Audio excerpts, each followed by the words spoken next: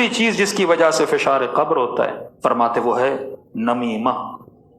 یہ بڑی بیماری ہے اسپیشلی کراچی والوں میں، ایک دوسرے کے پیچھے باتیں کرنا۔ یہاں کی بات میں نے سنی وہاں پہنچائے، نہ تصدیق کی نہ پوچھا۔ کسی نے کہا مولانا اتنی بیماری ہے، ہر دوسرا بندہ ایک دوسرے کو منافق بول رہا ہے۔ یہ نمیمہ ہے، یہ اپنے لیے فشار قبر خرید رہے ہیں۔ ایک خاتون کا فون آیا، اور نمیمہ اتنی بدترین گناہ کیوں ہے؟ مطلب ایک دوسرے کے پیچھے چغل خوریاں کرنا، غیبتیں کرنا، اس کی برائی اس کی برائی، یعنی کوئی محفل نہیں جہاں ہم کسی کی برائی نہ کریں۔ ہم ہی مومن ہیں باقی سارے کیا ہیں، مثلا خدا نخواستہ منافق ہیں، ہم ہی نیک ہیں باقی سارے کیا ہیں، گنہگار ہیں۔ کہ کیوں؟ کیونکہ نمیمہ سے تفرقہ پھیلتا ہے، دو دلوں کو جدا کرنا۔ اور مولا فرماتے الکاہن کالساحر والساحر کالکافر، اور قرآن کہتا ہے کہ جادوگر یا جادو کرنے والے ان کی بھی سزا وہی ہے، قبر میں فشار قبر ہوتا ہے۔ کیوں؟ سورہ بقرہ میں ارشاد ہوتا ہے کیونکہ جو جادو کرتے ہیں وہ میاں بیوی میں کیا ڈلواتے ہیں؟ اختلاف ڈلواتے ہیں۔ ایک یہ بڑا مسئلہ کہ کسی خاتون کا فون آیا، کہنے لگی مولانا میری سانس نے میرے شوہر کو مجھ سے جدا کر دیا۔ تو ہم نے کہا کیسے کیا؟ کہ مولانا پتہ نہیں اس نے جادو ٹونا کیا ہے، تعویذ کی اور یہ کیا اور وہ کیا۔ اب 90% عورتوں کو تو وہم اور وسوسہ ہوتا ہے، یعنی ایسا ہوتا نہیں ہے لیکن وہ سوء ظن کرتی رہتی۔ تو ہم نے پوچھا آپ کیسے بول سکتی ہیں؟ اس نے کہا چند نشانیاں بتائیں۔ جب نشانیاں کو پتہ لگا تو یقین ہو گیا اس نے کیا۔ تو پوچھا کہ آپ کی سانس نماز پڑھتی ہیں؟ کہا مولانا۔ متدین ہیں؟ ہاں مولانا۔ تہجد گزار ہیں، با حجاب ہیں۔ ہم نے کہا کہ اگر خدا نخواست آپ کی سانس کو یہ بولا جائے آپ شراب پیو، کیا پیے گی؟ کہ خدا نخواست مولانا ہم کیسی باتیں کریں، وہ اتنی نیک خاتون متدین خاتون۔ میں نے کہا اگر بولا جائے دوپٹہ اتار دے، اتارے گی؟ کہ مولانا آپ کیسی باتیں کریں، بڑی متدین عورت ہے۔ میں نے کہا کیسی متدین ہے؟ دو گھروں کو جدا کرنا، ایسے کام کرنا، یہ شراب سے بدتر گناہ ہے، یہ زنا سے بدتر گناہ ہے۔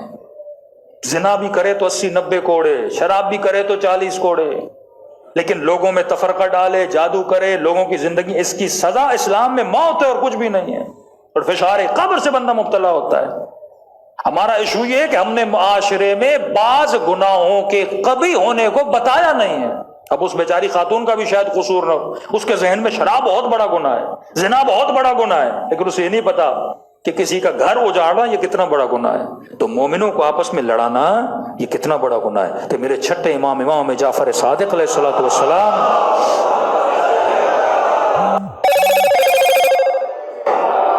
مولا فرماتے ہیں مومن سے ناراض ہو جائے کسی بھی وجہ سے، 3 دن گزر جا رہے ایک دوسرے سے بات نہ کرے، دونوں پر اللہ کی اور علی کی لعنت ہوتی ہے۔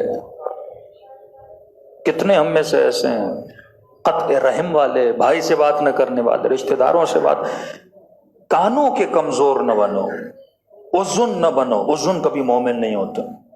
کسی خاتون نے آ کے تبھی ملتا ہے، خواتین میں زیادہ بیٹھنا بھی مکروہ ہے، عادت غیبت کرنے کی، برائیاں کرنے کی۔ بیوی کے ساتھ بیٹھو گے رات کو شروع ہو جائے گی خالہ اور پتہ نہیں کس کس کے قصے سنانے۔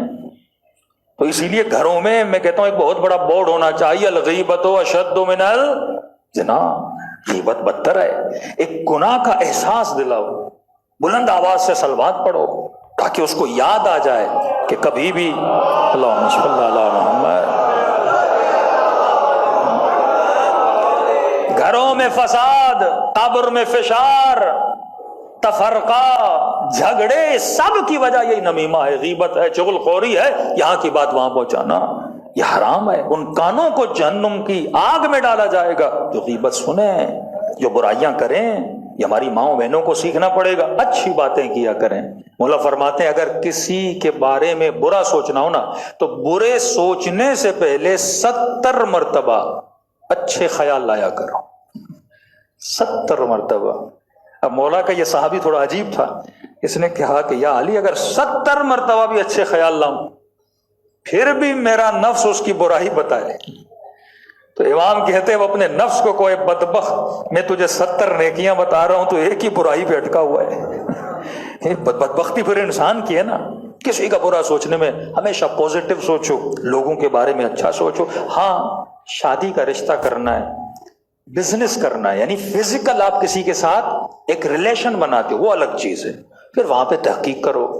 4 برائیاں بھی کوئی اس کی سناتا ہے، سنو، اس میں مسئلہ نہیں ہے، کیونکہ آپ بیٹی دینے والے ہو، کسی گھر سے بیٹی لینے والے ہو، اس کے ساتھ بزنس کرنے والے ہو، پتہ ہونا چاہیے بندہ شرابی ہے، کبابی ہے، کیسا ہے، تب اس سے میرا کوئی لینا دینا ہے. اب میرا نہ بزنس ہے، نہ میں اسے رشتہ دے رہا ہوں، نہ اس کا رشتہ لے رہا ہوں، میرے محلے میں اس کا گھر ہے، اس کی برائی سننے کا مجھے فائدہ کیا ملے گا؟